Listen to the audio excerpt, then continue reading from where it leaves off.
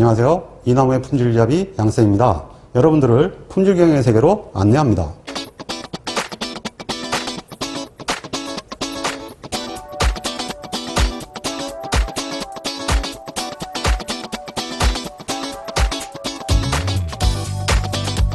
품질경영에 관한 제7강은 서비스업의 품질관리에 관한 사항입니다.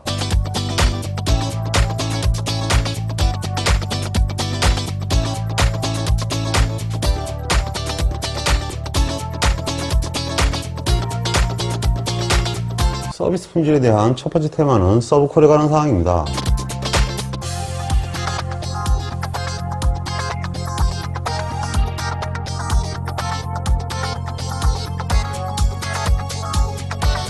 일반적으로 서비스업의 품질관리는 제품 자체가 무형이기 때문에 일반적인 제품에 대한 품질관리와 방향이 달라져야 됩니다. 그래서 세셔라는 분이 서비스업의 특성을 4가지로 설명했는데 이 세셔의 정의가 서비스업에 대한 정의로 대표되고 있습니다. 그래서 시험에도 물론 굉장히 자주 나오죠. 자, 그러면 내용을 한번 볼까요? 일단 서비스업은 무형성이다. 그래서 형태가 없고 저장이 곤란하다. 이렇게 얘기를 했고요. 실제로 서비스 자체는 그냥 시간이 지나면 소멸되거든요. 그래서 시간이 지나면 소멸되니까 당연히 저장이 안 되죠. 두 번째는 불균일성입니다. 기본적으로 뭐냐 하면은 사람마다 서비스를 하는 것 자체가 달라지다 보니까 표준화가 어렵고 일단은 그때그때 달라지기 때문에 재현성이 없다라는 것이 특징입니다. 그리고 판매하지 않는 서비스는 당연히 소멸이 됩니다. 그래서 재고가 없다 이렇게 되죠. 그리고 서비스는 소비와 동시에 발생한다는 특성이 있습니다. 그래서 이러한 4가지 특성이 기본적인 서비스업의 주 특성이기 때문에 당연히 시험에 이러한 형태의 4가지가 나오고 이 중에서 틀린 것은 보통 이런 질문이 나오게 됩니다. 그래서 일단 이 제목들을 분명히 외워두셔야 되는데요. 외우는 방법은 불소 치약 아시죠? 그래서 불소에다가 동무들아 불소 치약으로 이빨 닦자 그래가지고 불소동무로 외워두시면 답안에 체크하시는데 크게 문제가 되지 않을 것입니다.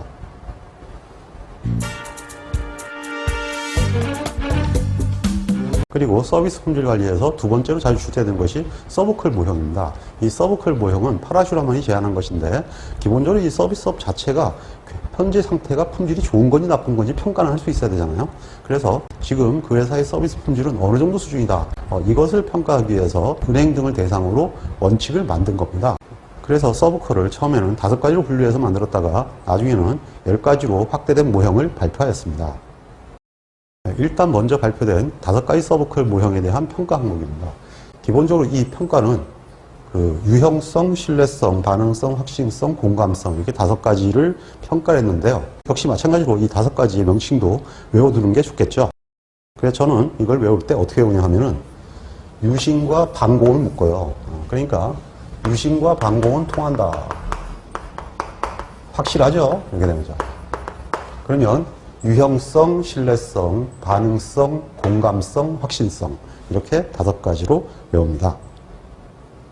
자, 그러면 내용을 보도록 하겠습니다. 먼저 유형성은 기본적으로 그 회사가 서비스업이라 하더라도 뭔가 장비를 갖고 있어요. 그래서 장비나 또는 이제 그 종업원들의 외모, 그리고 그 건물이 얼마나 보기 좋냐 하는 기본적인 시설 같은 것들의 그 유형 물질의 상태. 이것이 이제 첫 번째 평가 항목이 되고요. 두 번째는 신뢰성입니다. 자기네들이 어떠한 특성을 명시적, 묵시적으로 소개한 것이 있을 건데 그것과 얼마나 일치하느냐 하는 것이 이제 신뢰성 평가 항목이고요. 그리고 반응성이라는 건 뭐냐 하면 종업원들이 얼마나 그 서비스를 잘 제공해주고 있느냐 그리고 얼마나 마음들게 적극적으로 하느냐 이런 것들이 기본적으로 반응성에 관한 사항입니다. 그리고 네 번째는 확신성입니다. 실제로 사람들은 얘기를 하고 그 사람들이 하는 행동을 보면 이거 믿을 수 있구나 이런 걸 알 수가 있죠. 그래서 실제로 그 사람들의 지식이나 예절 그리고 실질적으로 그 사람들의 얼마나 진정성이 느껴지게끔 행동을 하는지 이러한 것들이 기본적인 평가 항목이 되겠습니다. 그리고 마지막으로 이제 공감성에 대한 평가인데요. 공감성은 뭐냐 하면은 개인이 결국은 느끼는 거예요. 사람마다 서비스에 대한 느낌이 틀리기 때문에 개인이 어떻게 느끼느냐 하는 것이 공감성의 평가 항목이 됩니다. 그래서 이러한 5가지의 서브컬 항목을 두고 평가를 해서 기업의 서비스 품질 수준을 나타내는 것, 이것이 바로 서브컬 모형입니다. 기본적으로 이 서브컬 모형에 대해서는 주로 이 설명보다는 어쨌든 용어를 주고 그 중에서 해당되는 것이 아닌 것은 뭐 이런 형태의 문제가 나오고요. 그 다음에 혹간 문제가 설명하는 문제도 나오기 때문에 개념도 또 알고 있어야 됩니다. 다만 너무 내용이 어렵고 짧은 기간에 학습하기가 그렇게 용이치 않으니까 기출문제를 중심으로 필요한 것만 암기하시는 정도로 학습하시면 되겠습니다. 그리고 10가지 서브컬은 확신성과 공감성을 확대를 했습니다. 확신성을 4가지로 확대를 했고요. 공감성을 기본적으로 3가지로 확대를 합니다. 그러니까 쉽게 해서 확신성은 뭐냐 하면 능력, 그러면은 실제로 그 직원들이 얼마나 뛰어나느냐 하는 것이고요.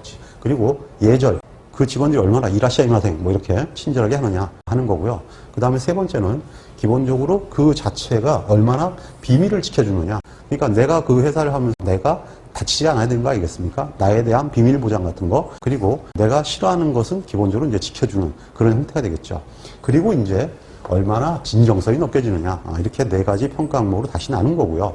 그 다음에 공감성은 그 개인의 만족 아니겠습니까? 내가 그 회사를 가거나 그 정보를 접하는데 얼마나 편하냐 하는 접근성 문제하고, 그 다음에 개인이 응대를 요청했을 때 어떻게 커뮤니케이션에 대응해 주느냐. 그리고 이제 내가 그것을 그러면 얼마나 잘 이해할 수 있느냐 하는 형태가 평가 항목이 되는 거죠. 그래서 이렇게 해가지고 10가지 평가 항목으로 서브컬이 활용되고 있습니다.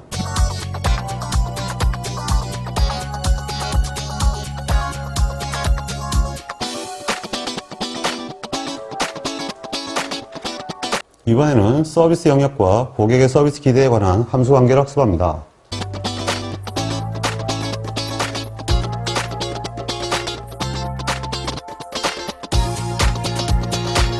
그리고 이 고객의 서비스 기대에 따른 허용 서비스와 바람직한 서비스라는 관점에서 경쟁 열의와 경쟁 독점에 관한 그러한 형태의 개념이 소개되어 있습니다.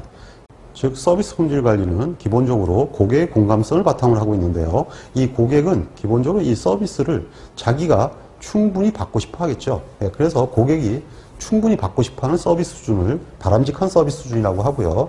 반면에 고객이 나는 최소한 이만큼 서비스를 받아야 거래를 할 거야, 이렇게 생각하는 수준이 있을 겁니다. 이것을 허용 서비스 수준이라고 합니다. 그러면 이 허용 서비스 수준과 바람직한 서비스 수준은 개인마다 모두 틀리겠지만 어쨌든 이 차이를 뭐라고 하냐면 허용차 영역이라고 합니다. 그런데 이 기업이 제공하는 서비스가 이 허용차 영역 안에 있으면은 기본적으로 경쟁 우위에 서게 되고, 반면에 허용 서비스보다도 낮은 형태의 서비스를 제공하게 되면 이거는 사업이 안 되겠죠. 즉 경쟁 열의에 빠지게 됩니다. 반면에 기본적으로 고객이 원하는 만족하는 품질 수준보다도 훨씬 높은 상태로 서비스를 제공하게 되면 이것은 황제 서비스가 되겠죠. 이렇게 되면 고객을 독점하게 된다라는 이론입니다. 서비스 품질 관리는 좀 어렵죠. 그렇게 많이 나오지는 않지만 어쨌든 시험에 나오면 굉장히 어려우니까 기출문제 중심으로 여러 번 학습해서 꼭 중요한 것은 반드시 외워두시기 바랍니다.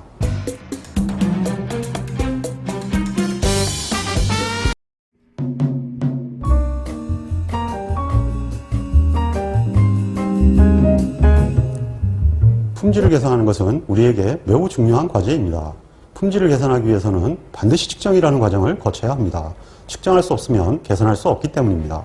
우리는 통계적 품질 관리를 통하여 측정 기술을 배우고 있습니다. 끝까지 학습하셔서 훌륭한 품질 엔지니어가 되시기를 기원합니다. 홍콩 파이팅!